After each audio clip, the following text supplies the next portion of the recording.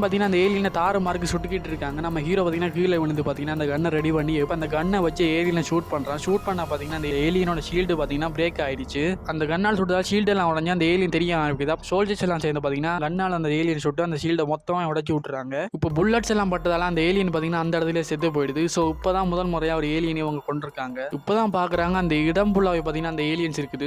இருக்கிற கன்னை வச்சு எல்லாம் இவ்வளோ ஏலியன்ஸ் சமாளிக்க முடியாது. அதுக்கேற்ற மாதிரி பேட்டரியும் பார்த்தீங்கன்னா அவங்க கண்ணில் இல்லைன்றதை அவங்க முடிவு பண்ணிட்டு நம்ம ஹீரோ ஷான் பார்த்தீங்கன்னா பயங்கரமாக பார்த்தீங்கன்னா ஒரு பிளான் ஒன்று போடுறாரு.